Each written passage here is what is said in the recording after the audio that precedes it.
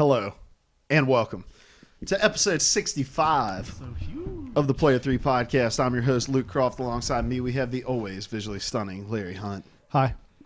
And then on this side of me, we have Dizzy. That's already his nickname, Cooper. Hola, ¿cómo está? That's all I got. We got a special episode coming at you today. We're live over here on twitch.tv/Player3 podcast on a Thursday. Something that we don't do. We're normally here on a Monday. Normally we work on Thursday. However, last week during our live stream, a buddy of the show, good old Empty Vials, stopped by and let us know that his house got flooded out and he lost just about everything. And so if you're over here live in the chat, Ben's going to be dropping the links, and also Milky513 will be dropping links in the chat as well on how to donate some money to help them get back up on their feet. Now, if you're here with us live and you donate with your Twitch name, and you'll automatically be entered to win either a copy of Black Ops 3 on PlayStation 4 or Guitar Hero Live on the Xbox One with the guitar included, or a $25 GameStop gift card. So And right now, only one person has donated, so your odds are great. yeah, so head on over there and check it out. All right. Like I said, we're over here live on twitch.tv/Player3 podcast. If you didn't get a chance to check us out live, you can find us on youtube.com/Player3 podcast, or look for us on iTunes, Podbean, Stitcher, all those fun places. I forgot to put the iTunes review in here. Uh-oh. We got one. We have a backlog of some, Sweet. but I'll have it in here next week. Of course, if you leave us an iTunes review, we will eventually read it out on the podcast. I can read it. Huh? No, you're good. Don't worry about it. You just do what you're doing over there, Ben. Looking good. Over here, man, in the chat, we have Benjamin D. Hankins. The D stands for the division. How we doing, boys? We got to play last night. Wyatt, I am rolling. What? Oh, you said Wyatt, and I assumed you were talking to your brother in the chat because he said something funny. But that's from Tombstone, the Diamonds. They are absolutely the true. Tombstone pizzas. That's right. All right, well, we are the Player 3 podcast. We get together every Monday and talk about video games. Let's get this party started like we get every party started with the releases of the week. Releases of the week. Clap, clap. All right. No groan from Larry. Yeah, he's... I'm having some difficulty with a side of the show. With what? The whole notes and such. Oh. Just let it roll. Not a whole lot of note coming out on the consoles this week. However, there is a PlayStation game that I want to bring up that I was interested in. I'm dying over here. It is called Republic. Oh, there goes a tentacle. No. There's two games, actually. Republic. You receive a call from Hope, a woman trapped inside an eerie totalitarian state. By hacking into an elaborate surveillance network, guide her through a web of danger and deception. Developed over 5 years by industry veterans, Republic is a thrilling adventure that explores the perils of government surveillance in the internet age. That's releasing on PS4. And then, Cat Lateral Damage. Yeah. Cat Lateral Damage is a first-person destructive cat simulator where you play as a cat on a rampage, knocking as much stuff onto the ground as possible. See the world through the eyes of a cat. Beautiful. Those are the two games I'm most excited about, and those are your releases of the week. Releases of the week. Clap, clap. Are you going to get cat lateral damage? I don't know. It depends on how much it is. The game looks fun. Destruction. I love nonchalant destruction. The idea that I drive into the front of a Walmart, I get out of the car, I begin my shopping, and in a moment of horror, turn and realize, oh no, I forgot to lock my doors. People just underneath the car. Ow, help me. And I'm just like, beep, beep, beep. All right. Let's move on to our newest segment, Topics with an X. The topics. Yeah, we got some topics for you. You sticking with it? That's right, XOPICS, Topics. Zopics. Oh, I don't have it in here, though. I need to start putting that in here. All right, Larry, Talk to me. you brought us two topics this week. I thought, was there a limit? No, there's no limit. It's All as right. many topics as you want, man. The first one I wanted to talk about was I saw on IGN that the epic cliffhanger of Halo 2 that many of you will remember. Like you get geared up, you fight through all the Covenant, you get in this rocket ship, you get back to Earth, and the guy's like, Master Chief, what are you doing in that thing? And Master Chief's like, sir, finishing the fight. And you're like, yeah, let's go. But then the credits roll. Yeah. And you're like, whoa, what? Oh, What? what's up, Tiger? Sorry. Well, turns out that wasn't the original ending. They just ran out of time and had to stop there. Originally, you would pursue the Prophet of Truth alongside the Arbiter. You would pursue the Prophet of Truth through the Ark of the Covenant, which you discovered on Earth, and put an end to him. But that's not how it worked out.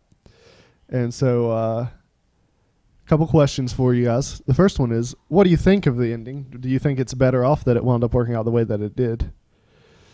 For me, being a guy who played Halo 2 and 3 but didn't play the campaigns of them because I was one of those guys, going back and playing it on the Master Chief Collection, I guess I didn't really notice how cliffhangery the ending was. That ant has been all over everybody, dude. Okay, He's climb got on me. teeth, man. Check him out, just chewing on me. You see those teeth? Oh, yeah. You should probably kill that guy. Why would you let him chew on you? Or you could save him for the challenge later. Oh, holy crap. He beat you hard like that. He was. This guy's a Super beast. angry. I'm putting him outside. He's earned it. He's saving it. But all right, well, just listen to me while you're heading that direction.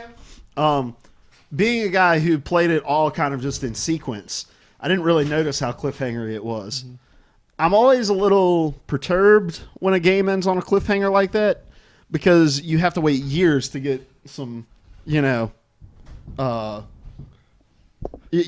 to wait years to get the resolution to it. Like, The Order 1886 was a terrible game all around, really. But the story leaves you in this place, and with the game being in the state that it was, with this wondering of, like, are we even going to get a second game where we get to see this story tied up? Because the universe is interesting, and the characters are somewhat interesting. The story was just kind of telegraphed. But, yeah, I think as much as possible, games should avoid kind of leaving off on a cliffhanger like that. Okay. Well, I mean, do you think they need to avoid doing that because they're not guaranteed a sequel? Is that what you're saying? Yeah. Okay. But not a game like Halo. I was gonna say like that yeah. was meant to Halo was always going to be a trilogy. But but- even outside of that is what I'm saying. Like, how many years were between Halo 2 and 3? Gosh. 4? I think so. So that's a long time to wait for a story to get tied up. And honestly, if you think back to the beginning of Halo 3, you don't get to participate in that fight. You just skip a few months of story. And as far as I've read in the books, like, you don't really get any idea of what happened. Like, Yeah. that story arc doesn't get summed up. But I think what they did at the end of that game, it was still cohesive because I mean, why not desire for your fan base, your players to just clamor for more? Like, why not? You got to keep that going. You got to keep that momentum because it's these people that's going to keep your series successful and keep it alive. So, I definitely think it worked out. And And I think that's valid. I don't miss this other ending. Because the hype train for Halo 3, I think, is the hype train that got people to start building hype train stations. There we go. And, yeah, maybe it wouldn't have been quite as hyped if people weren't looking forward to the conclusion of that story. Yeah. So they took this tough situation of having to cut down what they wanted, but still utilizing it to their advantage. That's good. So like I said, I don't miss that other ending. So here's my second question. If this happened today, would they just patch it out as DLC and charge us for it? I don't think so. Not That's like a little bonus mission at the end, Yeah. or you have to pay for the ending. No, yeah, it would be Hopefully not I don't think 343 would do that. I mean, You don't? Destiny, I mean, if you consider the things you had to buy to get that's that. Bungie. 343 didn't do Halo 2. Yeah, but I'm saying they have it now. I'm saying that if Bungie had run into this situation today, It depends. Well, no, because Microsoft still would have been publishing it, and I don't think Microsoft would have done that. okay. But and the thing about Destiny is, like, it doesn't necessarily, like, the story isn't necessarily the end game. Like, the end game is the loot grind. And True. so the story doesn't matter nearly as much, even though it's good if it has it, which it didn't for the longest time. But yeah, I really don't think that's something that you can get away with. Like, hey, you got to pay $20. Is there a game you can think of that was yes, like? Resident Evil, they released a director's cut, which was just the first game with the stuff they took out, and you still had to buy the whole new game separate. Right, but it wasn't like the ending, right? It was I mean, just some not to my scenes that knowledge. were cut out and some things that were edited. So I don't think you could get away with having the ending there and being like, give us $20 and all you get is the final 2 scenes or whatever where you get to play it. But Fair it's just enough. like downloading new missions, though. I mean, people do that all the time. Yeah. But not for the sake of you have to do this to complete the story. Yeah. Yeah. You know, like it's more of either a character of interest that you met along the way, or maybe something that happened before the story began, or something of not little consequence, but not as much consequence as like an ending. So, yeah. So here's my question to you, Larry. Hope I'm not putting you on the spot, but you are our resident Halo expert. But if they were to release this ending as canon, does that mess up the storyline overall? I don't think so, because like I said, we have no idea what happened outside of maybe a few paragraphs, like summing it up somewhere. So no. Hey, there's some old people pulling up. That's his parents. His Ben's parents. I saw white hair. Does your mom have white hair? So Oh. boom. Oh, your Grandma, it is old lady. It's your grandmom. It's your grandmom. Oh, Ben. All right. Awesome. Well, we'll come back to your topic. We'll do a little rotation here. Hey, I'll do I go look like the next. guy from Wallace and Gromit? I don't know. Our audio listeners are going to be like, "Well, you don't have a clue if you do." Okay. Moving on. Just to establish the baseline here, neither of you guys are interested in VR, correct? No. Oh, gosh. I'm interested, but not enough to overcome the barriers to it. Okay. All right. I am interested in VR, particularly PlayStation VR, because I am a PlayStation fanboy. And PSVR was announced last week at GDC in San Francisco, and it will launch in October with a price tag of $399. The base unit. That's just the headset, the cables, and the processing. Is that the unit. cheapest VR so far? That is definitely the cheapest thus far. It does require a $60 camera. I wrote a story on it this week in an interview over on Kind of Funny with Colin Moriarty and Tim Geddes. Shuhei Yoshida clarified and was like, the reason we didn't announce a bundle with the $60 is because we know there are a lot of people who already own the camera. And we wanted to let them know, like, you're not going to have to buy a second camera because it's not like you can use 2 cameras on the PlayStation. And there was this big hullabaloo all about it, and everybody was like, oh, it doesn't cost $400. It costs $460. And it's like, if we're being realistic, it costs that plus $350 because you have to have a PlayStation to run it too, right? Like, let's not get our panties in a wad because. And you got to buy a game. So Yeah. $510, $20. There is a bundle that's launching that's going to include the camera, PlayStation VR. I can't remember the name of the game, and then 2 Move controllers for $500 for $499. But when all is said and done, this bundle is still cheaper than just the cheap. Well, it's cheaper than the Vive, and it's only a little bit more expensive than the Oculus when it's releasing. So, taking yourselves out of the equation and just talking about PlayStation VR as like a member of the virtual reality ecosystem, what do you guys think about this? I just think they're investing a ton of time and resources and energy. It's something that, I mean, this is my opinion, but I don't believe it's going to really take off like they want it to. Like, I've said it before that, you know, VR has become the fever dream of the 80s. You know, we're just kind of chasing this pipe dream when we already have something that appears to be way more intuitive, which is the AR, like using what's already there. Like, we've already found a way to engage ourselves in a virtual universe, virtual world by playing video games. I mean, we don't need to have something on our heads to do that. I just think it's the space race that doesn't look good for anybody in my viewpoint. I think that if VR has ever stood a chance of taking off, this is the time. Because the problem with all the early stuff was graphically it just wasn't enough to be immersive. So I think there's a great likelihood that it'll work out this time. As far as PlayStation factors into it, I'm real glad to see such a low price point, even though people are complaining about it. Like, compare it to the others. This is good. Because they could have easily came out and been like, Oculus is $600, Vive is $800. We're gonna go $700 or $600, or you know. Yeah. And here's the crazy thing: they're making a profit on this still. All They're right. turning a profit, even though this is as cheap as it is, and it is cheap for this kind of tech in comparison to the rest of the market. They're going to dedicate more work to advertise it and get people in the know of it. I think they already have. Good. Yeah. I haven't seen anything about how it stacks up quality-wise to the others. Have you? I did a piece over on Twinfinite about comparing specs and doing all that.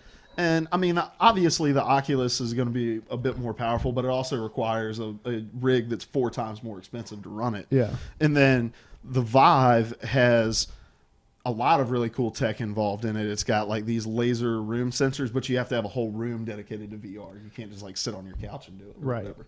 So the tech is more powerful in the other two, but not to the point of it being like something that diminishes the experience of playing on the PSVR. From what I can tell, just from reviews and from reading of the specs, because I've never had a hands-on demo with any of these things. Go ahead. So, like, I think this one has the best chance of overcoming. Like, the biggest barrier, I think, is the price point right now. And it has the biggest chance of overcoming that barrier, but there's still this thing in me that just doesn't trust Sony to support a thing after it's released. Yeah. So, I don't know how to play out. Now, Milky mentions this and says, Sony is such a poor leader and or example when it comes to supporting peripherals. I hate to say that someone else will have to be the true supporter, leader, and regulator for VR to stay relevant. Now, Zyger mentions the profit of every PSVR sold, and we mentioned that already too. And I think that is the difference between a lot of this tech. That I don't think they were turning a profit on the Vita originally. Like they were. You sell a lot of your hardware initially at a loss. The fact that they're making a profit on this means that they can just funnel that money right back into it. And they announced that they have 50 games that are going to be coming between the launch of this thing in October and the end of the year. So that to me is already like way more support than we ever received from the beginning. Now, what is the definition of a game? Is it a 45-minute tech demo of the product, or is it a full-fledged game?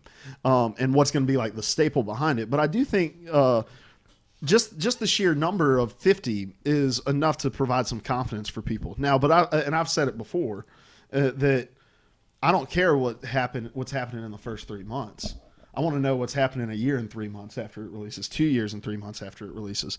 But the fact that they are pulling some of their studios to do it, and the fact that they're commissioning so many developers and getting this in the hands of so many people, and they've used this thing at so many different events, GDC, E3, PlayStation Experience, everything they've been at over the last 2.5 years has had PSVR.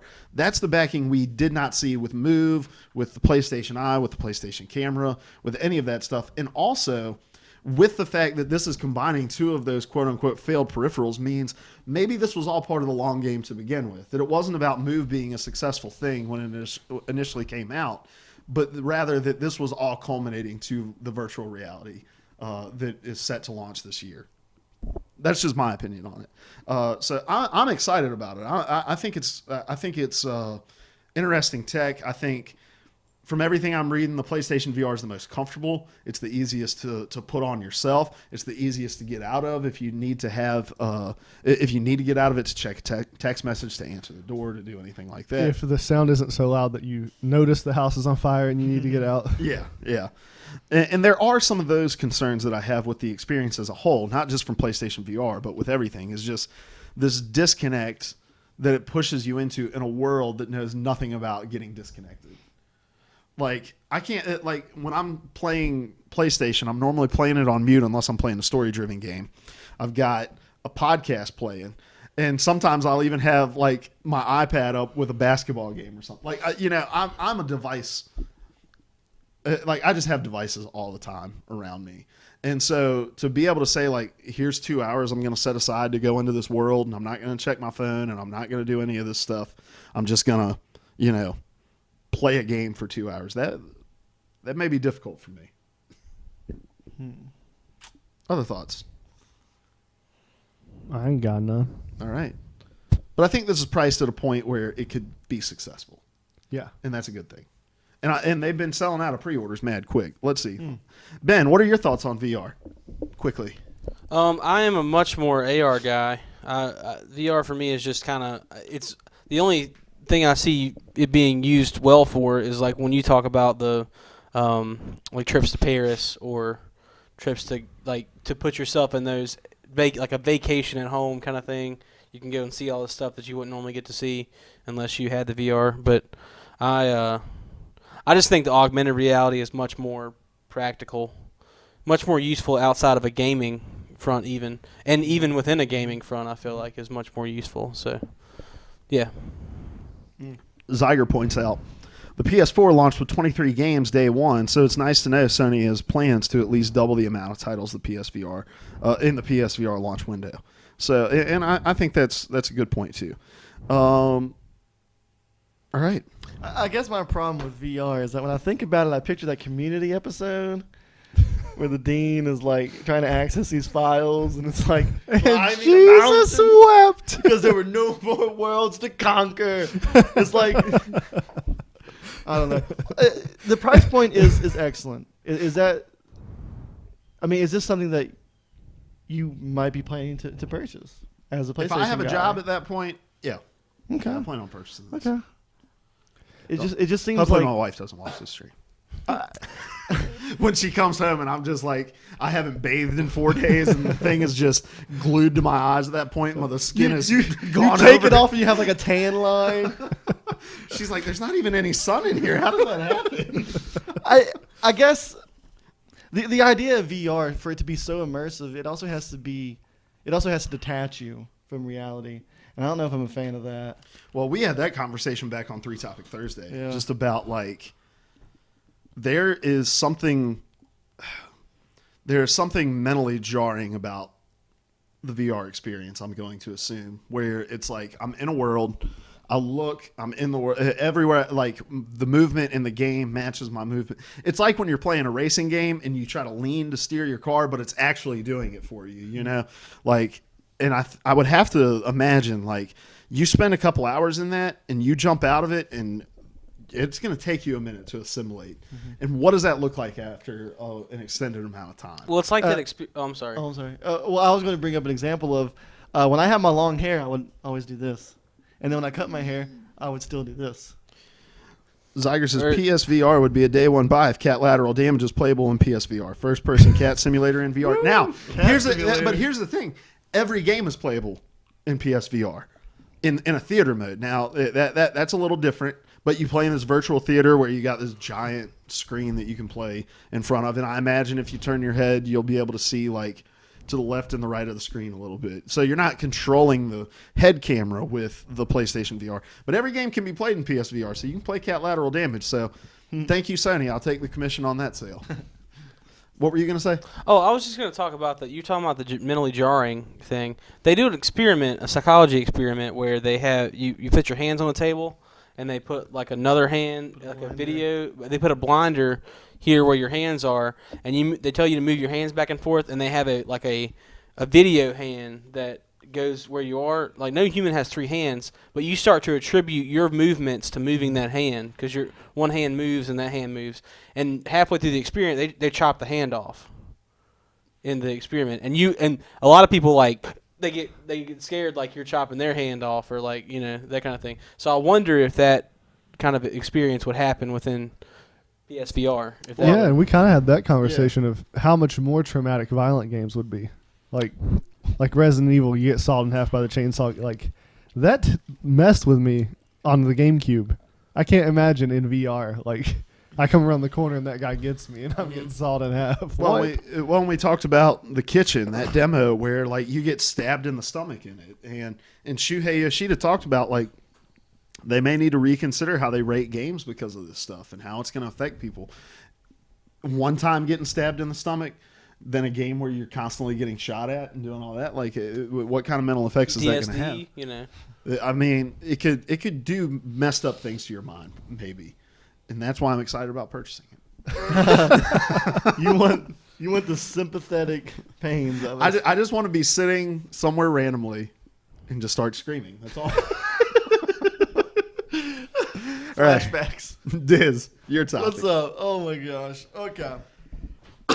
So we don't really talk a lot about other formats, and that's fine. But the one I'm going to talk about is actually going to be a mobile game.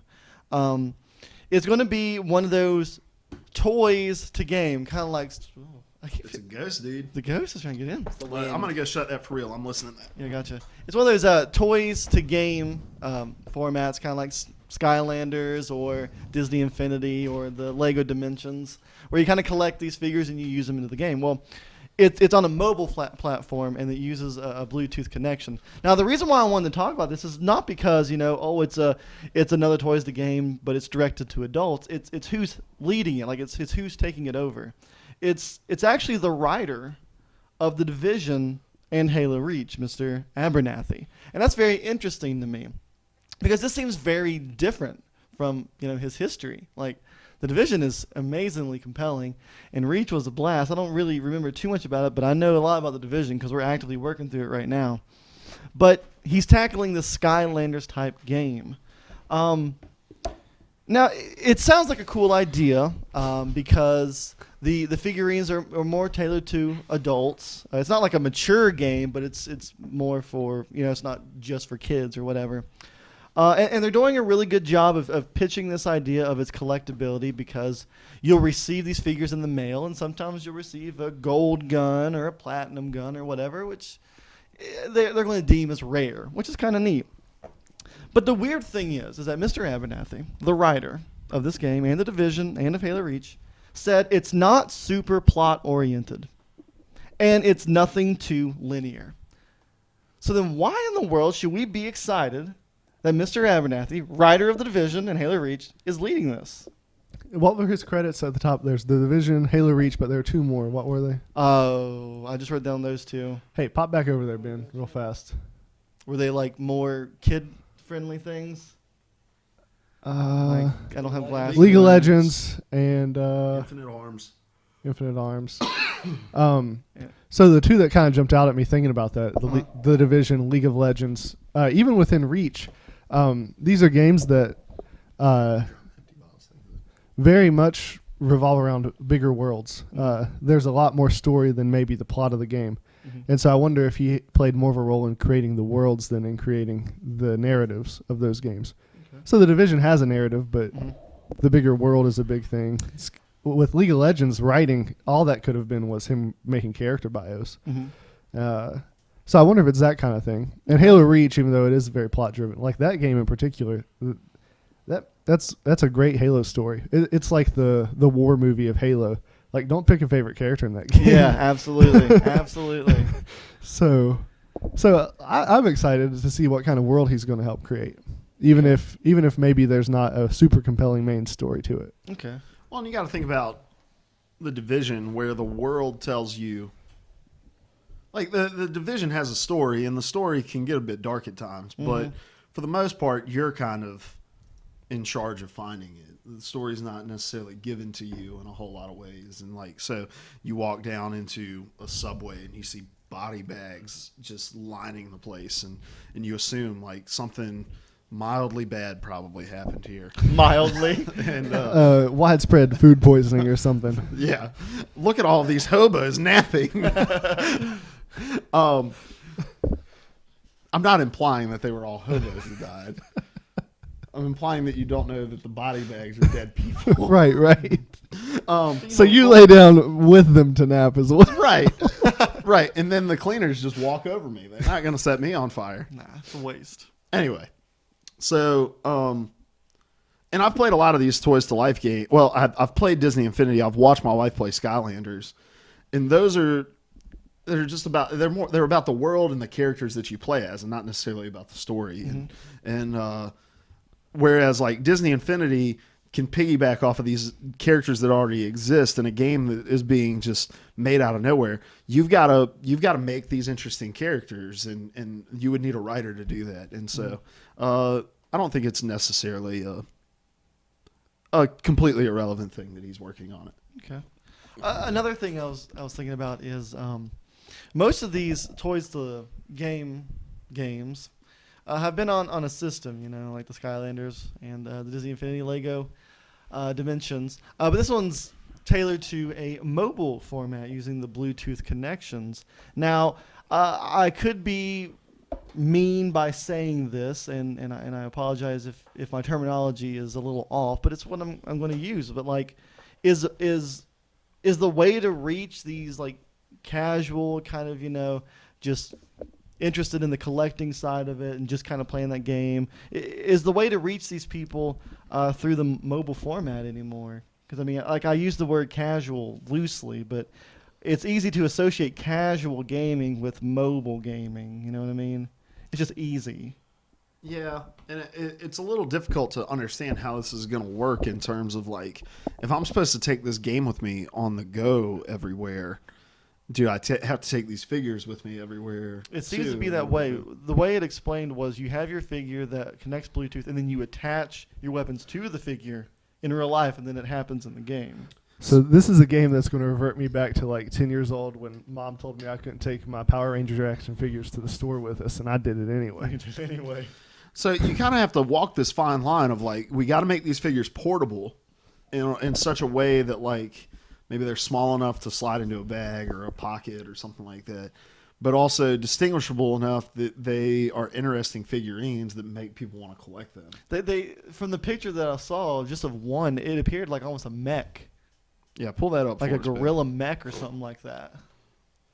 And Larry, if I may just make a mention, I remember being in like third, fourth grade, being super jealous of you because there was a time where you got to bring a toy to class because you did your homework and I didn't, and it was a Street Shark. I'm like, I want that Street Shark. How can I take that Street Shark? I used to. That was the show about the sharks. There we that go. fought people, right? Yeah, they were on rollerblades. It looks like it has like a scorpion tail thing. Oh, bye. Oh, Ben's pulled. There we go. Yeah. Yeah. Can you imagine having that thing in your pocket? This is kind of like that Destructoid article. I was thinking the same thing. That's an inside joke. We're not going to go any further with that. Very deep inside. And then, yeah. So you've got to take that bad boy with you everywhere. And then you're on the subway station, and you're like, hold on, let me just reach down in my pocket and grab this red mech with all these horns coming off of them. I just don't see it play. And also, and one of the things I'm going to mention, and I don't know if this was a question you were going to talk about. Okay. Oh, yeah. Oh, They're here. Can we move on to this question right here Absolutely. about flooding the market? Wait, what's that about? Number one, the one thing about this is, and I think we talked about this one time when we were talking about Disney Infinity, but John Vignacchi, and again, I'm going to bring up Kind of Funny, and it's funny that Zyger's here, and because he's a mod over for Kind of Funny. But John Vignacchi was over there, a guy that like works on Disney Infinity. And I was talking about, I asked him a question about how difficult it is to like get people to understand that like we have these physical items that somehow we transfer into this digital world, and we can only use them in our digital world if we have the physical merchandise to do it, and how that's really the hardest part about explaining Disney Infinity. And then you've got like these play discs that you got to use in order to get play sets for people, and it's really just like this kind of convoluted system that once people learn it, they get really addicted to it. But how do you communicate that to people who, and again, I'm with you, like, when I think mobile gaming, I think casual gaming, like Clash of Clans. Ben plays that. You play that. I stopped. I And- play Clash Star Royale's Wars better. Heroes. But they're all pretty Clash simple Royale's better. mechanics On the that toilet. are designed to be simple enough to keep you addicted to pull it out and play it for 10 minutes when you're waiting on the doctor to call your name to go back, or Or the poop to drop. or when you're driving home from work and you're just playing while you drive. So trying to explain like this whole kind of convoluted way of toys to life, and to expect people to want to go and learn how to do that, I think is a huge leap. The Bluetooth idea is really cool, but ask your next question because I have a thought on that. All right, cool.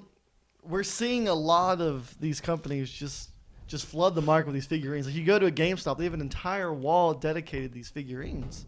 Does flooding the market with these game-oriented toys, does it harm their appeal because it's like, oh, this stuff again? Yeah, I think absolutely. I think not so much maybe like a consumer fatigue of it, but more of just like a consumer apathy towards it, where like the way our GameStop is set up, when you walk in the door, the very first thing on the left, a third of the store is covered in these Toys to Life toys, and we just walk right by them because they're irrelevant. Skylanders has been suffering in sales since Disney Infinity, and I think part of the reason for that is because it's a lot easier to draw somebody to a Merida action figure or to an Obi-Wan Kenobi action figure than it is this fictional character that we know nothing about. And so in this, where it's not like a licensed game, you're not pulling from known universes.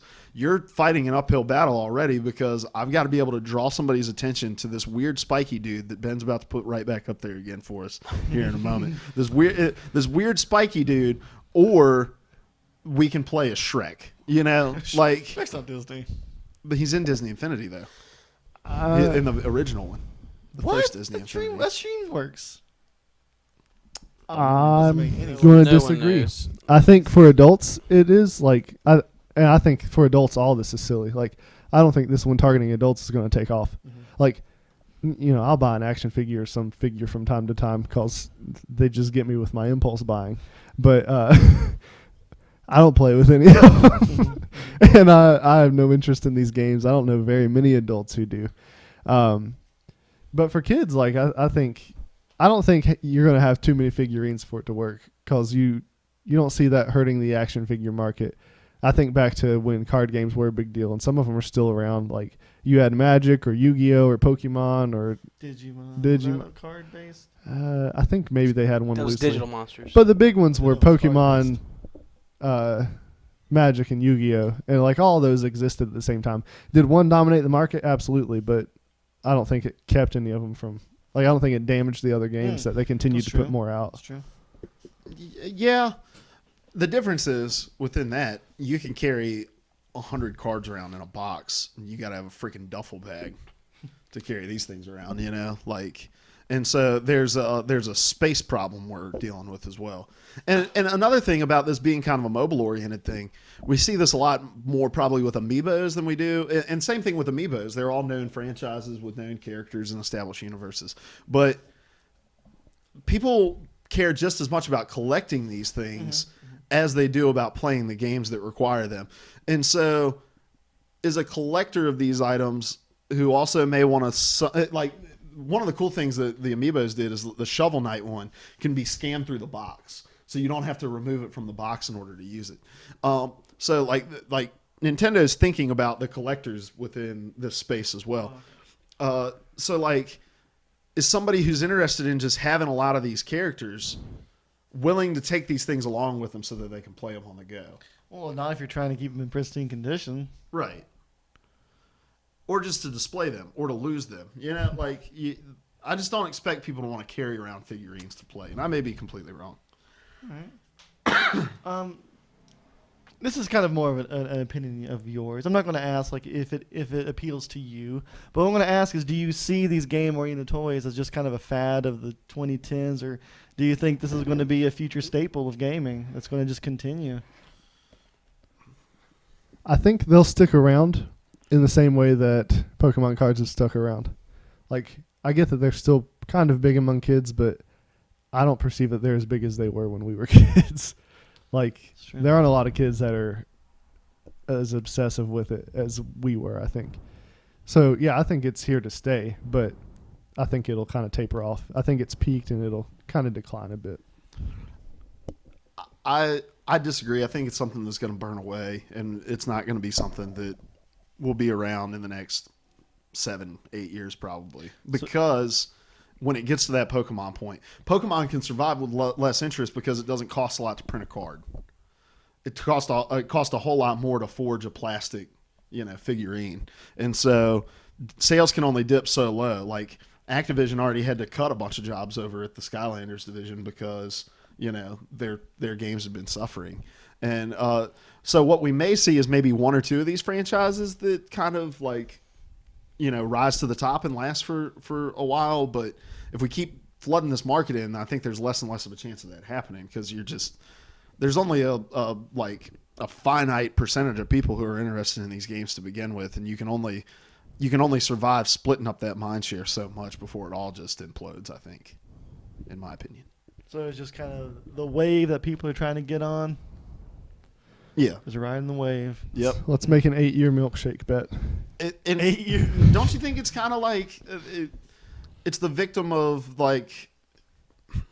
I used to use Vine all the time, and you'd see one Vine that had a line in it that blew up, and then you saw 20,000 other Vines come along that tried to like piggyback off that joke. And that's the world we live in now. Like, oh, that guy's got a great idea, and we're all out of them, so let's take that one. Like, it's just kind of where we are, and we end up like just like Vine did. We kind of implode in on ourselves because of the just sheer volume of similarity. Excellent. What do you think? Do you think But it's fed? Vine's still going strong with its core base, even if it's not growing anymore. It tapered off. So but for all intents and purposes, you cannot survive long term with just the base. You've got to be growing, especially like in the social media like realm of things. From everything I read, it's like Vine's not going to be around much longer. Mostly because it's also tied to Twitter, which is something that is suffering. I don't know if I buy that because MySpace is still around. It was repurposed though. Who uses it though? JT. Exactly. Justin Timberlake. It's actually back to being all about music. I don't know, but still, who uses it? I don't. But what we also have to ask is like, is just because something exists means it's still around? Like, MySpace is literally irrelevant to everybody, and so does it matter if something exists if nobody cares about it? I don't know. You're making me feel bad about my childhood. Well, it was different back then. It's been retailored to music, so it's two separate MySpaces, I think. Because there's a difference between surviving and existing, I think. And like you could just say, hey, we're gonna let MySpace run, and the few people that use it, whatever. Like, we're not gonna pour a whole lot into it. Because I remember we wanted to get MySpace going again once JT bought it, and then I went on there a few months ago to look up a song of ours that was on there or something, and it looks exactly the same as it did 5 years ago when JT purchased it, or however long ago that was. And it's like, are they just letting that thing ride out? But there's also only so much shelf space in a GameStop for these things to exist, too. And I think that's a big deal, especially when you've got Disney Infinity 1, 2, and 3 taking up shelf space. I mean, it can only last so long, I think. When it's on that topic of toys to game, I think it's one of those just because we can doesn't mean we should. And I agree with Larry. It's going to narrow it down to one like big surviving franchise that will exist because it's kind of beating out all the other major ones, and I think that might be the Disney one because it is they have characters that are more recognizable. Yes, I would rather play as the Hulk or Captain America over a blue bird with a vacuum cleaner and Skylanders. Yeah. So, All right, Larry, you're one. This is the Major Nelson story, Ben. The second topic for Larry. Oh, okay. Well, I thought So my second topic is that we had another update to the console, and it had been a while since To we the had. Xbox One console. Yeah, sorry. Yeah, not To the console. This is not the Major Nelson PlayStation console. This is the Xbox One console. As far as I can remember, this is the first really big one that made a lot of changes that we've seen in a while. So, Party Chat shows up in Twitch now, which I am thrilled about and terrified about. And terrified. When someone's streaming and doesn't tell me. Yeah. Yeah, Ben. You can have 16 people in Party Chat now. That's awesome. when do we do that? Do you do it during Halo, Larry? I I've had haven't, like 3 people. but I haven't on this console. But back in the day, that would have been useful. Yeah, we used to have like I'm trying to 23 think of deep. 15 people I want to talk to. ever. I can think of like 2 right now in this room. Elite wireless controller is more sensitive. Can I look at your notes there? It's a lot to remember. Yeah, brother. Trying to get down here to give you Get the. down. Improved thumbstick precision for the Elite controller. You can now purchase 360 games that are backwards compatible directly through the Xbox One instead of having to go buy the disc. Okay. You can modify. Probably not as cheap though. I don't know. You can modify the length of the DVR's recording when you say Xbox record that. You can track your achievements in the One Guide, and there are a few other small things, but hopefully you guys had a chance to read through that. Were there any of these that jumped out at you that you're like, man, I'm glad this is finally here? First of all, what's up, ACDC 1457T? I was caught in the middle of a lightning attack. I don't know what he says there. Thunder. Yeah. Yeah. I just meow.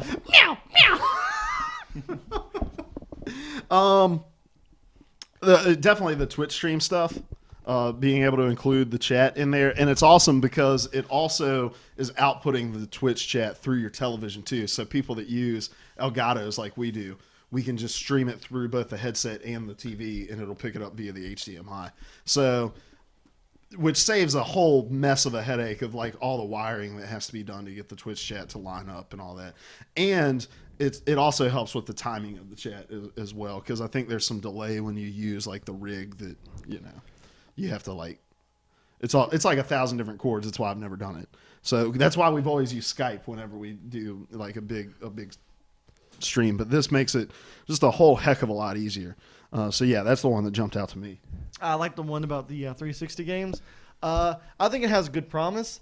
I just have to see, how it stacks up to the price point. Because, I mean, yeah, you can probably download Stick of Truth. But, I went out and bought it for like $10, $15. Like, is it going to be 20, 25? I don't know. I imagine they'll gotta make gauge it that. competitive, but we'll see. But I like the door that it's opening, because now it allows them to, or us, to access probably these backwards compatible games sooner. I don't know. Like, I'm still waiting for Skate 3. Give me that. That's coming. It's coming soon. They've been saying that for a year. No. haven't they? It's legitimately coming soon. Okay. Yeah.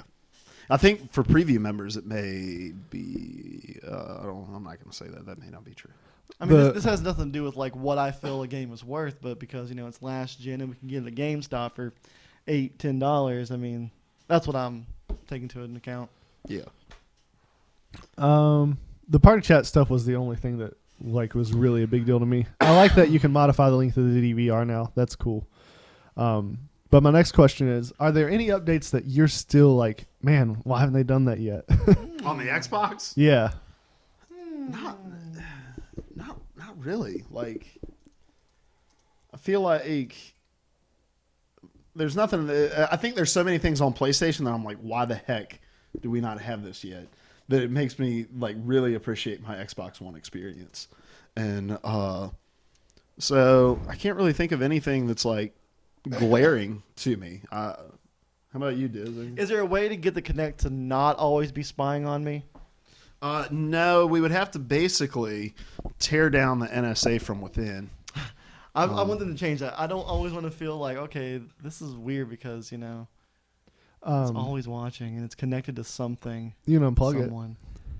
I like yelling at my TV and it doing stuff. Oh, so you want it to hear but not see? Yes, I don't want it to look at me. I don't use the gestures or anything. Just put some Yeah, tape over this. I have an envelope that I keep beside my Kinect so that when I feel conscious about my state while sitting in front of the television, I can set it there just in case. Look, I just know that if I'm nude in front of that thing, the NSA person's like, they're like, He's "Crap, clean, I get paid to look at this.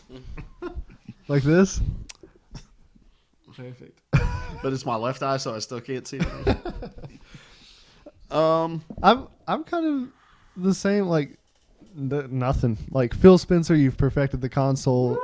You can anything retire. you give me at this point is just bonus. You can retire, move to the Bahamas, dude. Everyone wants to live in the Bahamas during hurricane season. Oh. All right.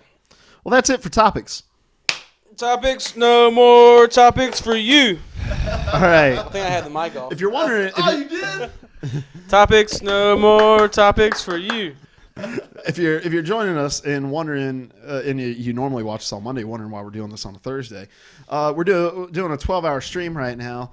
Right after this, Larry's going to show us the beauty of Mirror's Edge. Well, me the beauty of Mirror's Edge, while you two fellas go and get something to eat. Get some consumables. And then we're going to be doing some Rock Band. We're going to do a special episode of the Player 3 podcast. We're going to do some Halo.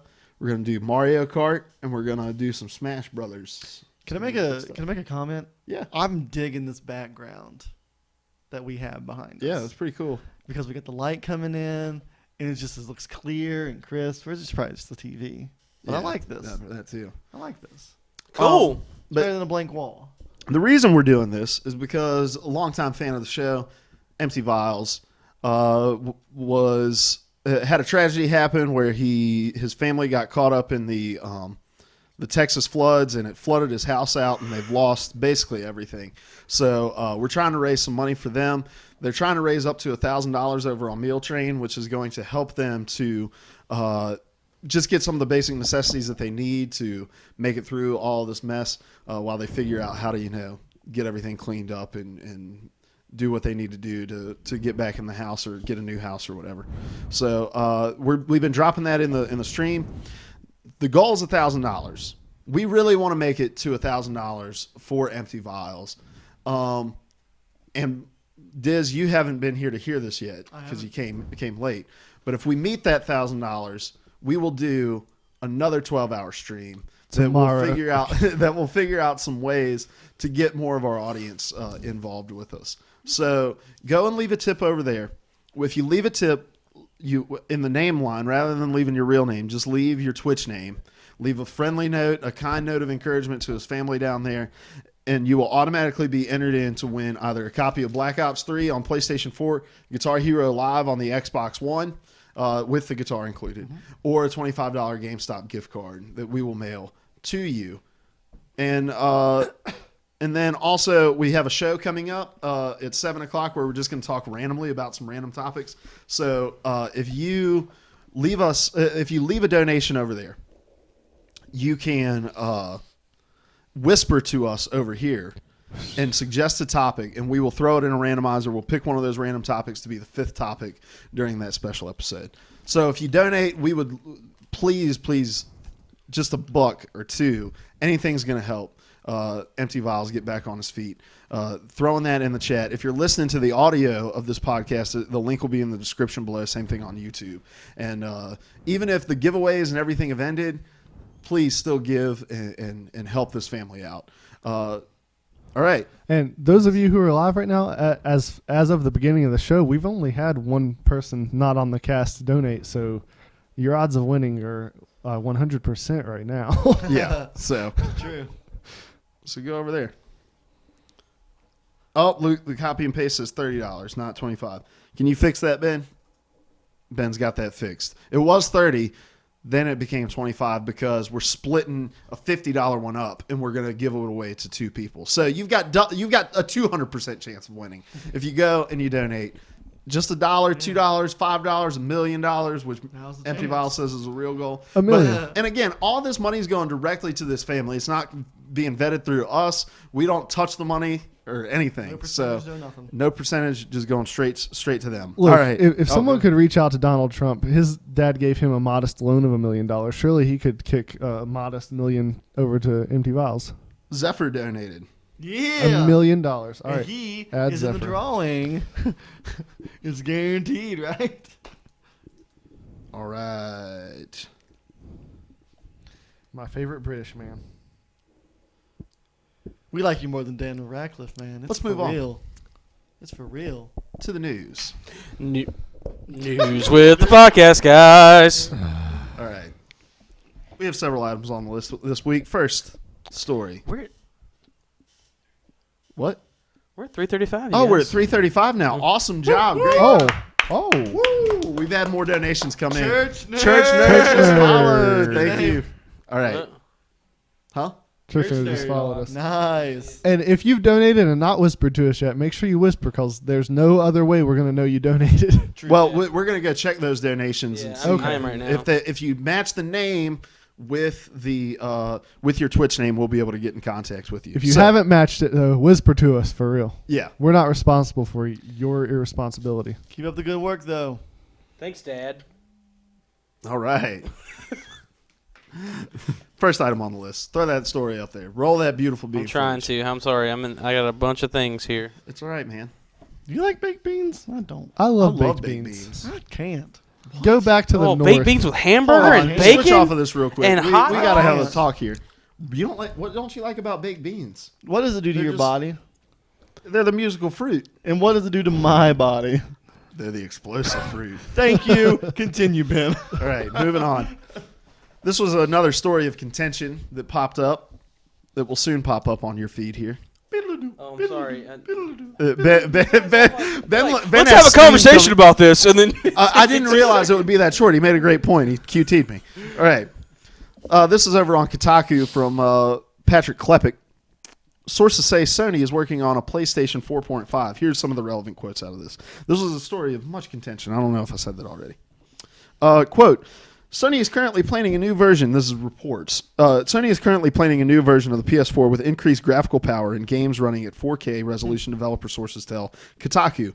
Based on conversations with developers who have spoken with Sony, this PS4.5 will include an upgraded GPU, both to support high-end 4K resolution for games and add more processing power that can enhance the game supported by PlayStation VR.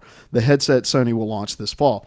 It's unclear if PlayStation 4.5 is an official name or just a nickname that developers have been using. One developer jokingly called it PS4K while telling me about the device, end quote. Can you pause? Yes, because that was the end of the We quote. just got done talking about how affordable the VR is, and now they're saying that if you buy this new system, it'll be enhanced. Yes. One moment, please. My cousin's in the chat. A guy by the name of Dan Malik. Hi. He says he will donate $100 if I shave my beard live on the Twitch stream. Oh my gosh. Are you willing? I'll do it. It's a big beard, man. Oh my gosh. Yeah. Oh my gosh. I'll do it. I've been needing to shave it anyway because I've been combing it out, making it straight. But yeah. Neck sorry. contention. Well, I was going to just trim it down, but I will shave it off Dude. for $100 to that's because we- I love Empty Vials that much. Can we shave this first and give you like the old like mutton chop? When are we gonna do handlebar it? combo? Huh? When are we gonna do it? We'll do it sometime tonight. Okay.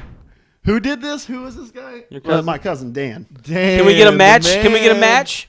Can we Dan get a the match man. viewership? For $100, I'll glue the hair to my face.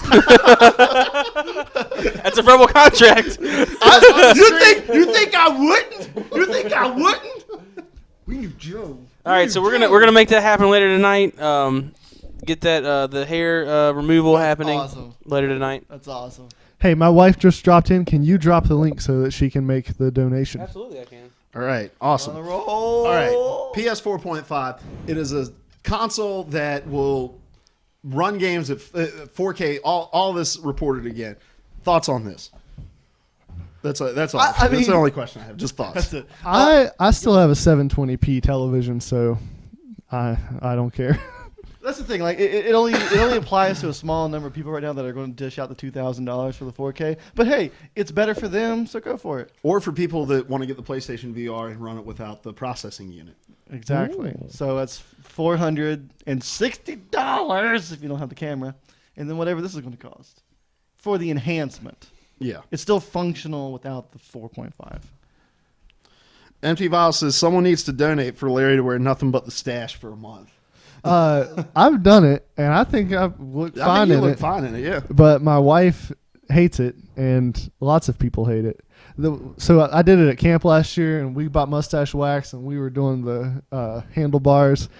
And this guy came to visit camp, and he had a haircut. And I was like, Jamal, I like that haircut. And he's like, thanks, I like that mustache.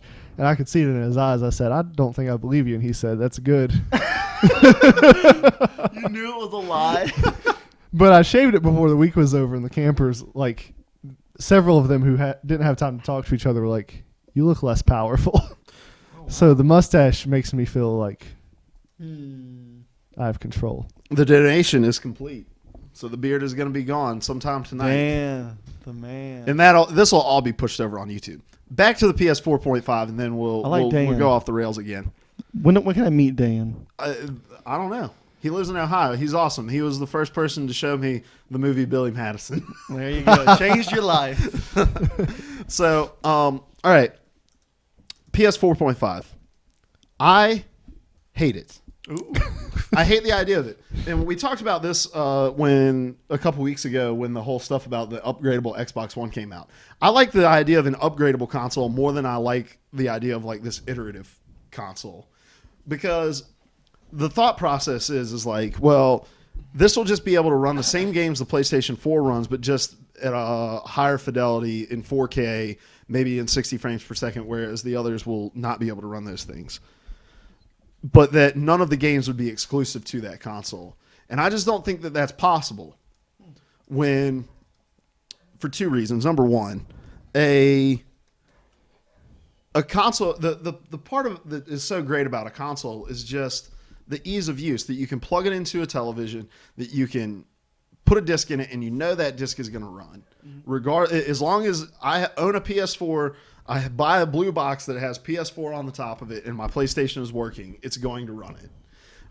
Whereas now you're starting to split that market up, and it's becoming more of a PC thing where it's like, okay, well, I can only run this game really at like medium settings on my PlayStation 4, but if I had a PlayStation 4.5, I could run it on high or whatever is over high. I don't know anything about PC gaming, but you're beginning to split that market up, and ultimately what's going to happen is, think about like, oh, this is a good example because you played Shadow of Mordor on both consoles, right? Oh yeah, I did. And it's a totally different It's experience, so right? different on the 360. So that extra so power bad. is not just going to be graphical.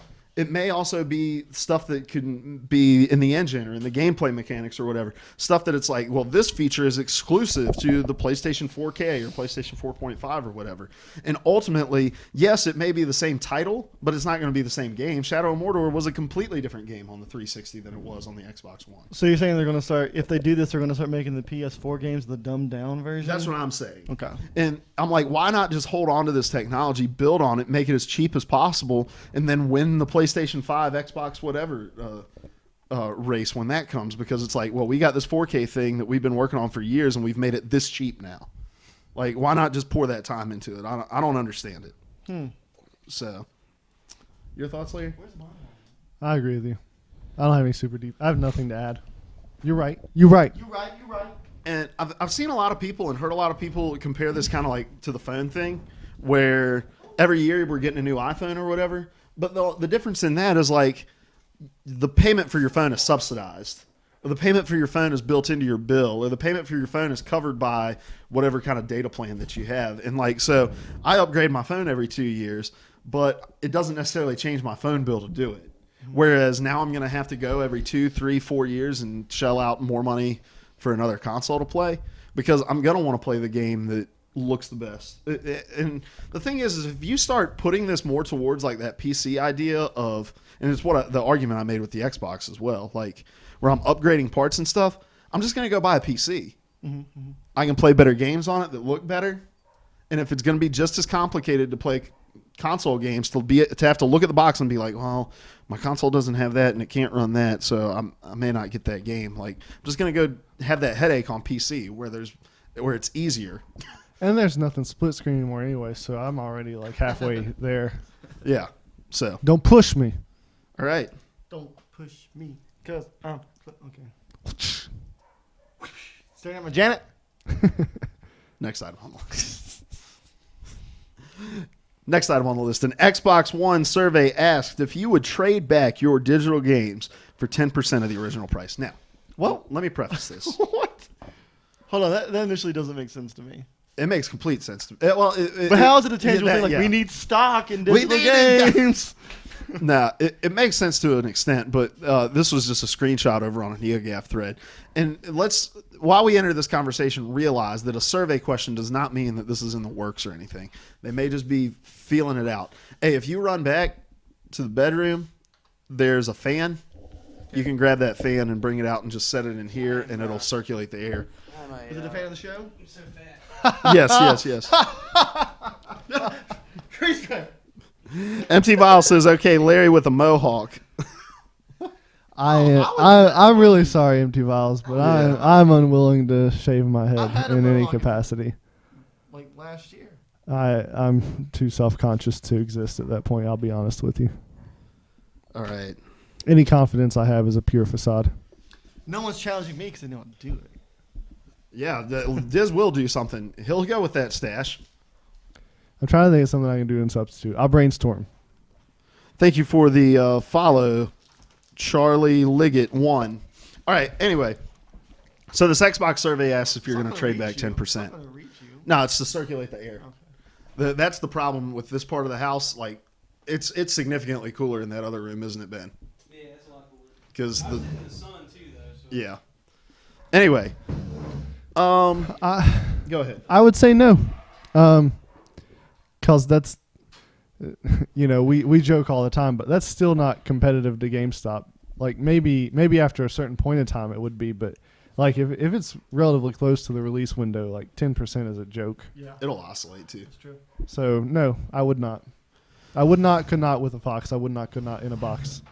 Right, but you don't trade games in anyway. I'm getting to the point where I'm more willing to. But what is the company gaining when you trade in this digital title? They are gaining The code back? Well, no, they're gaining the prospect that you'll now spend that $6 on another digital game. It's all And spend more money. rather than Okay. I'll go trade this game in over at GameStop and I'll just buy a used game with it, and none of that money goes back into the industry. It just goes into the pockets of GameStop. That's the thought process. I love this idea. A lot of people are like 10%. They're lowballing us, and I'm like, your digital game is literally worth nothing in sellback. It has no value right now. So if they're willing to give you anything, why not? And I guess the argument is that like if you let them lowball you, that's as high as they're ever going to go. But it's worth nothing now. So a $60 game, you get $6 back. Like if you're never going to play that game again, whatever. I'd be more willing to buy sports games digitally. Because it's not just about the trading value of it. It's about the convenience level of it all. And it's the conversation we have anytime we talk about digital games. But, like, the ease of not having to get up and change the disc or make sure that, like, I put because I'm really, like, OCD about right thing, right box, even though my wife isn't, because there's a Kirby disc in that Super Mario Maker box right now. It bothers you right now. It's doesn't it? bothering me right now. But, Time for the shaving. It's like, and on the Vita, where I can remote play anything that's digital on my console rather than having to worry when I leave the house if I have the game I want to play in the console. So like, it's just the culmination of it all. And then to be like, this game that I would regularly trade back and maybe get $15 for, I'm going to get $6 back from it because I get the original price of it. Like, that's not a terrible deal to me. I don't want you to misread my answer because the question wasn't should they do it. The question was would you? And I don't care if they do it or not. But if I have the option of buying a physical game and getting more money back at GameStop, like that's what I'm going to do, personally. All right. Let's see. Dan wants to know about a time to return for the shaving. We have another show at 7. We're going to be playing games between then.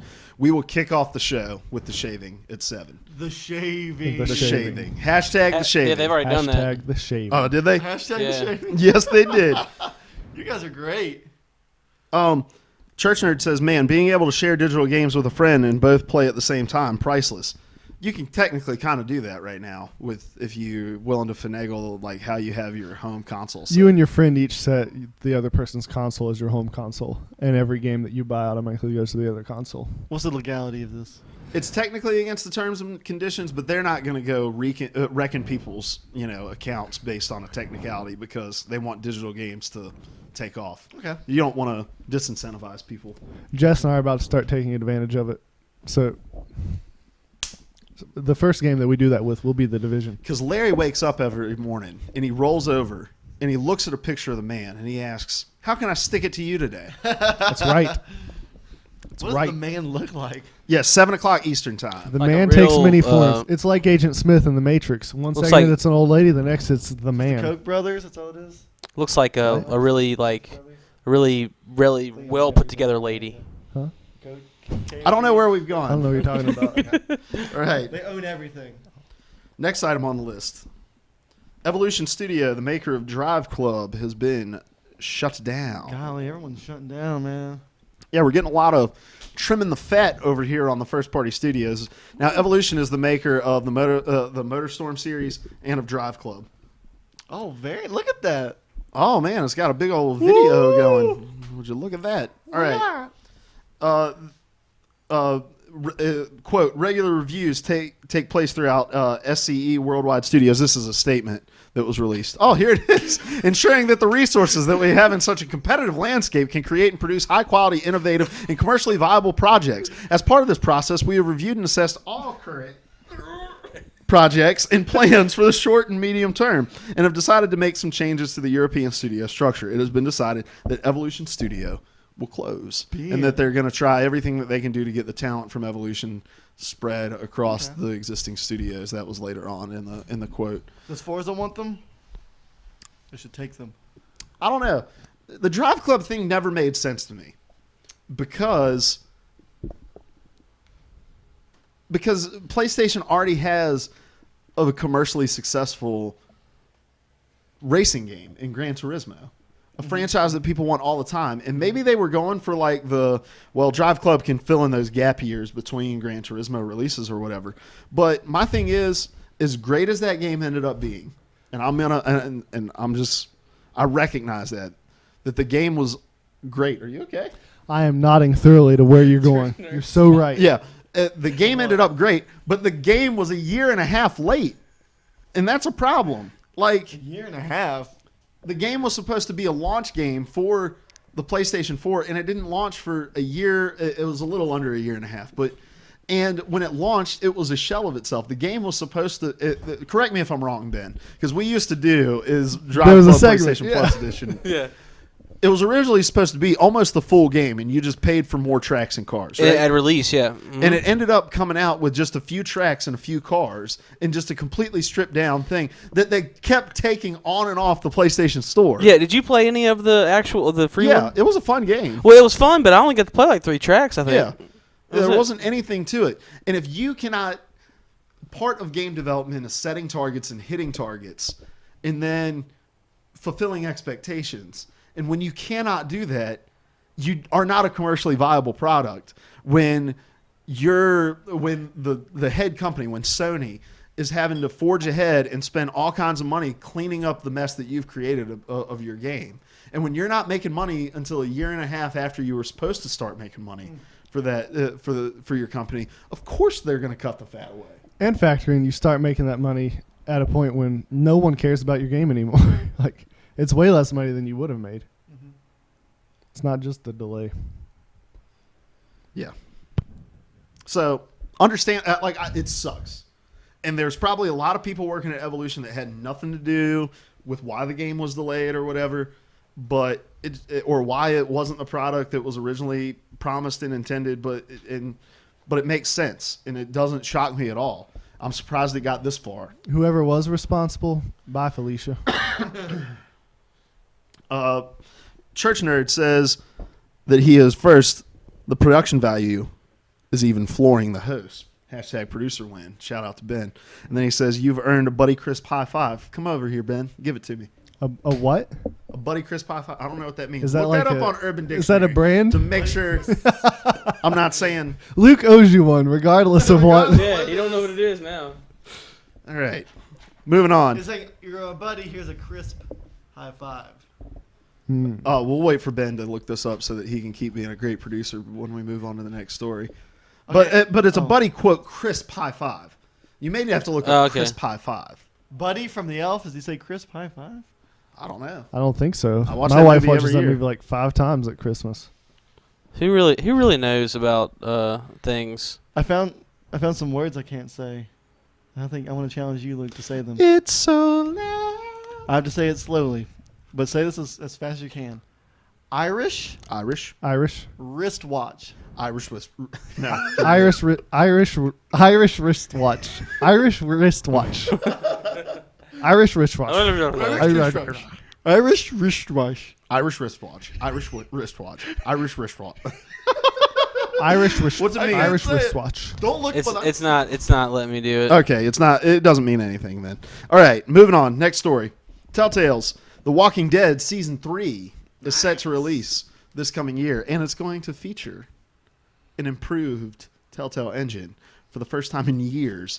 And all God's people said, amen. Better dialogue? Is that what they're saying? Just that the game is not going to run like crap because they're like, man, we got to get this thing to run on an iPhone too. I'm sure it runs on an iPhone, but Sad picture What is right she guys, a screwdriver? Like a really long screwdriver? there. Yeah, right through that zombie's head. they're following the story of Clementine, and they're apparently working on like a unique way to tie in all the ways that you could have played Season 2 and all this stuff. I'm excited about Telltale updating that engine, but I don't find myself particularly excited about Season 3 of The Walking Dead. I am. Season I one have was- thoroughly enjoyed the first season. Kicked into the second season. I need to finish it. The farm part, it was so hard to get by because it was just dialogue and walking. There was really nothing going on for a long You talking about in the first season or the second season? First. Okay. Yeah. It was tough. Column 35, these two things right here are for the giveaways. Guitar Hero Live with the guitar, Black Ops 3 with the Black Ops 3 with for PS4, and or your choice of a $25 GameStop gift card if you donate over to Empty Vials over on Meal Train. I keep getting it wrong because it's Tip Stream, Meal Stream. Yeah, That's throw that link up, somebody, so Yeah. he knows where to go, and either use your Twitch name to leave the donation, or whisper us and let us know that you did it, so that we can enter you into the giveaway. yes, and PS4.5 is a Deadpool reference. It's the way he pays his cabbie. Oh. Never seen that movie. I haven't watched it yet either. None of us have watched Deadpool. No. That shocks me. Are you signed in as Larry? Jess is signed in as Larry. Oh. She can't find the log out button. Old woman emoji.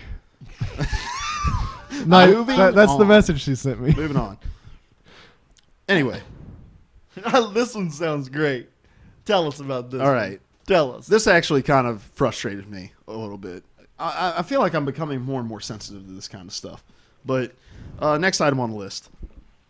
Xbox publicly apologized after hosting a party with exotic dancers mere hours after hosting an event on women in game development. So at GDC last week, Crazy.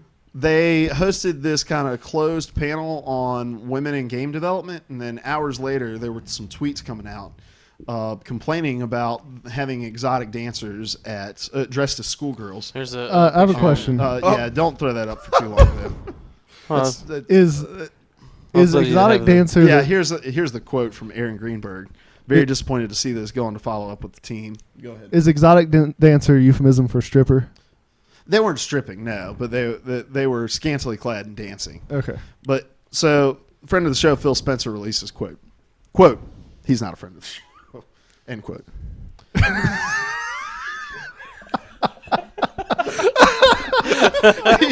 Phil Spencer took to Twitter to say, "I am not a friend of P3P." It says, quote, "How we show up as an organization is incredibly important to me." This is a long quote, by the way. "We want to build and reflect the culture of Team Xbox internally and externally, a culture that each one of us can represent with pride. An inclusive culture has a direct impact on the products and services we deliver and the perception consumers have of the Xbox brand and our company as a whole. It has come to my attention that at Xbox hosted events at GDC this past week, we represented Xbox and Microsoft in a way that was absolutely not consistent or aligned to our values. That was unequivocally wrong and will not be tolerated. This matter is being handled internally, but let me be very clear. How we represent ourselves as individuals, who we hire and partner with, and how we engage with others is a direct reflection of our brand and what we stand for. When we do the opposite and create an environment that alienates or offends any group, we justly deserve the criticism. It's unfortunate that such events could take place in a week where we work so hard to engage the many different gaming communities in the exact opposite way. I am personally committed to ensuring that diversity and inclusion is central to our everyday business and our core values as a team, inside and outside the company. We need to hold ourselves to a higher standard, and we will do better in the future." End quote. So what was the event for? This was it was just like an after party. Okay. Like, hey, come celebrate, meet, and like a networking kind of thing, and like meet people in the So industry. they wanted to feel like a strip joint. Well, they just wanted to make it feel like a party, and with just like And no party celebrating women in the industry is complete. now, to be clear, the party wasn't necessarily celebrating women in the industry, I know. I was just Yeah. trying to be funny. Sorry. but like, and I get so ticked off when I see these kind of stories online and like the just ignorant comments that people make, and it's like, well, nobody was forcing these people to go to the party, blah blah blah. Like, but the point being, you spend all this time talking about how, man, like game development is just this all boys party, and we want to invite women in and make them feel comfortable, and then mere hours after we put the effort into saying that, we're going to make any women that show up to this thing uncomfortable. Because here's the thing, I bet they didn't have exotic dancers printed out on some flyer that they were handing out to it. So even if it's just for a few moments that a woman walks in, sees this thing that she doesn't want to be around, and walks out, that still sends this message that goes completely counter to what you've spent hours of your time beforehand trying to set up. And the fact of the matter is that these companies have a certain image that they have to maintain, and it seems very tone deaf to do something like this. And I thought it was really bold of Phil Spencer to come out and say, yeah, this was an Xbox event. We didn't farm this out to some marketing company and say, plan an event. This was internal Xbox people that were doing this, and that's going to be handled. And what sucks is that it reflects on the people that are up in this that would get offended by it, who probably have nothing to do with that kind of planning. Yeah. That now have to busy themselves with the fallout of it. But look at Phil Spencer just taking responsibility. That's nice to see, at least. Yeah. And I'm always for that. Like that just upfront honesty of we messed up and we're going to fix it. And he did it like really quick after all this happened. So yeah, I'm satisfied with what Phil Spencer did, and I'm disappointed in what those people that planned that party that were like, oh yeah, this seems like a really great idea. Where were the male dancers? That's the news. News of the podcast, guys. That was great. I love it. Do that more. All right. News with the podcast, guys. Remember to head on over to Meal Train, donate over to Empty Vials, get entered to win one of these two games sitting in front of me, this one, or a $25 GameStop gift card. You can also whisper to us and give us a random topic that we will cover. We will pick randomly out of a group of them to cover in our 7:00 show, where I will be shaving this beautiful, beautiful beard of mine. Thank you for the follow, Arrow Garfield 29. Yeah. All right. Can I glue your beard to my face after you shave it off? Yeah, man. Sweet. But Well, I it was is going to do that already for claimed money. I was going to do that for money. Now you just made it free. Let's move on to everybody's favorite segment, the random question of the week. Random question of the week for the month for this week. It doesn't make sense. It makes all the sense in the world. All right. The jingle was a little too loud on the news with the podcast, guys. I'm sorry. You hurt the headphone users. Never do it again. Large ears. Ever. All right. That jingle is gone. All right. Arrow Garfield says, hey, guys, Milky513 brought me here. Milky's just bringing in all kinds of guys. Yeah. Great job, Milky. Empty Vials, Milky is your best friend. He cares more about you than anyone, apparently. Very true. All right. It's my random question of the week. So the way this segment works is one of us just brings a random question of the week. For the month. No. For the week. Exactly. It is A technically for random this question. month. For this week. All right. So my random question is, a recent study shows that 70%, this is from our boy Eddie over at GameSpot. Eddie. Eddie Who Bacooch. I keep tweeting at, asking how to pronounce his name, and he will never respond to me. I think he thinks I'm joking.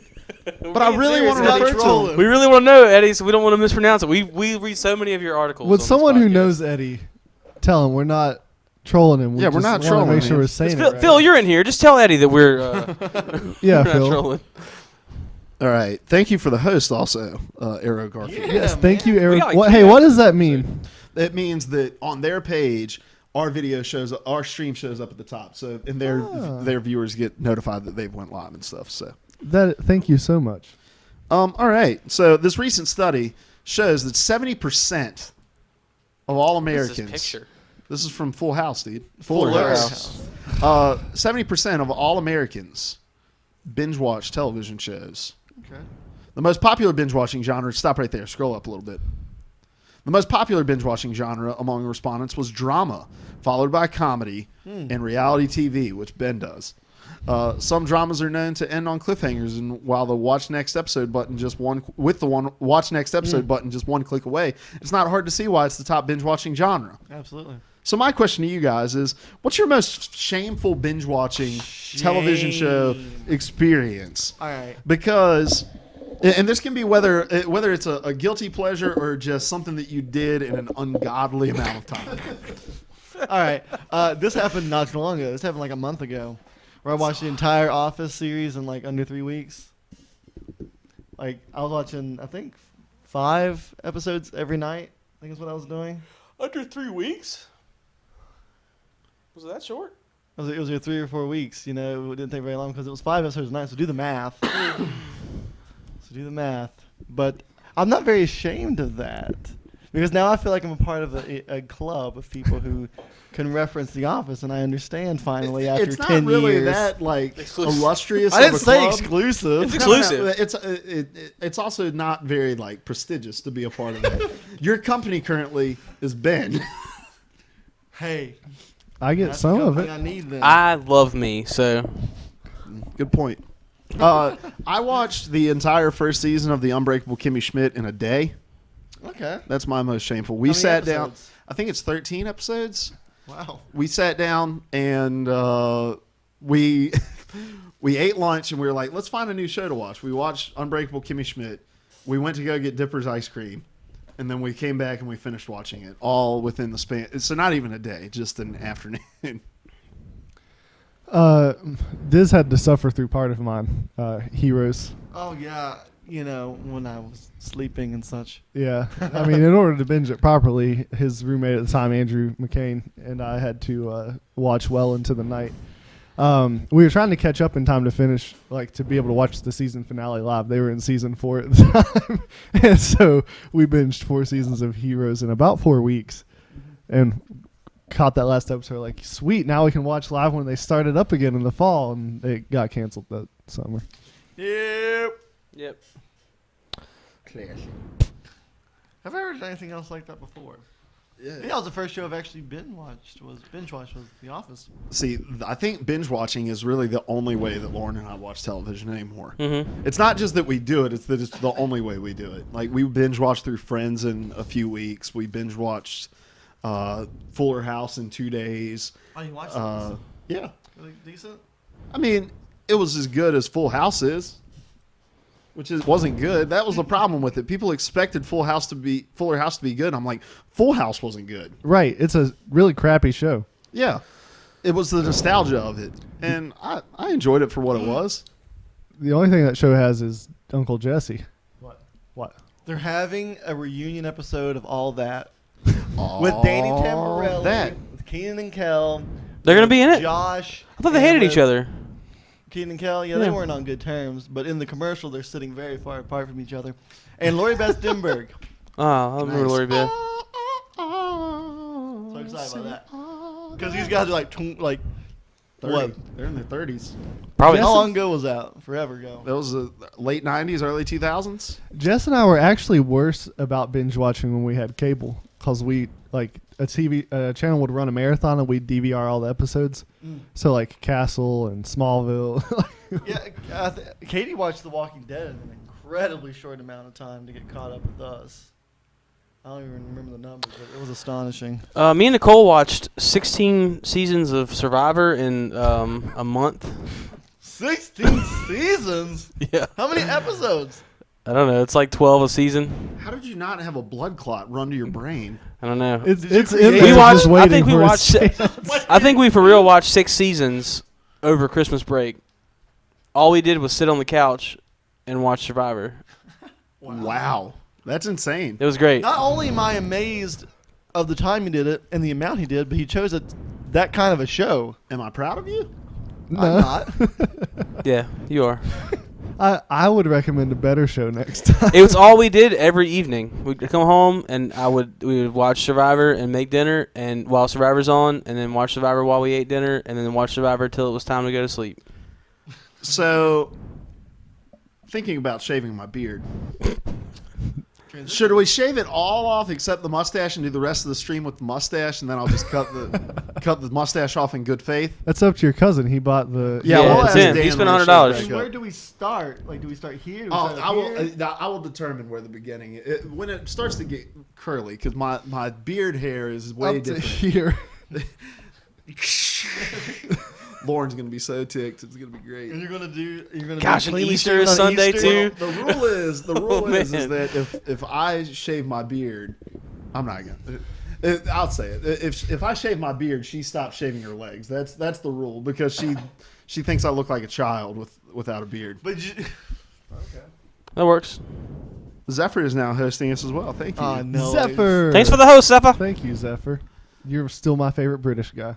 All right. Well, we're going to move on from the audio portion of this podcast. But before we go, remember, head on over to the link in the description to Meal Train leave a donation for Empty Vials, who got flooded out of his house and is in need of some help. And if you're in the Twitch stream right now, you will be entered in to win either Call of Duty Black Ops 3 or Guitar Hero Live. Help Or out a our buddy $25 Empty. GameStop gift card. We love him. He's a great guy. Yeah, Empty Vials is great. Yeah, and this Fan of isn't the like, show. This isn't like, oh, he did something bad or he needs to do this. No, this is a natural disaster. We have no control over Right. this. Yep. And we're helping him We need to out. help him out. And we are currently up if to we get to $1,000, we're going to do another 12-hour stream, possibly a 24-hour stream, where we do Until Dawn. we're currently up to $475. We're almost at the Nice. halfway point. We're almost kids. halfway, We guys. still got 7 hours. Hey, Get your and friends if you in can't here. give money, or if you've already given money, you can either A, give more money, or B, share this on your social media, on your Twitters, on your Facebooks, on your MySpace, on your Friendsters, on your Blogsters. What are everything. some other ones that I'm Instagram. Yeah, on and Instagram. Snapchat. And no donation is too small unless your Yeah. credit card has a limit that you have to give. Nothing is too small. And, Yeah. and we're not taking any percentage. It's all going. It's all to going his straight to family. him. It Directly. doesn't even funnel through us. It goes straight to him. So All right. Well, let's move into the after party lounge. But before we go, let's go around the circle here. I'm Larry. You can find me on Twitter at LayerHuntsZombies. LARHUNTS Zombies. This. Hi, I'm Diz. I don't do much, but you can find me on Xbox at Granny Hand Grenade.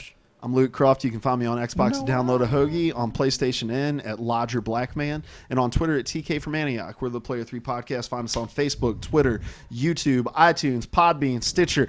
Literally anywhere you are, we are. Except in the bathroom. We're not there. There's nowhere Or you can go that we will not us to find be. you.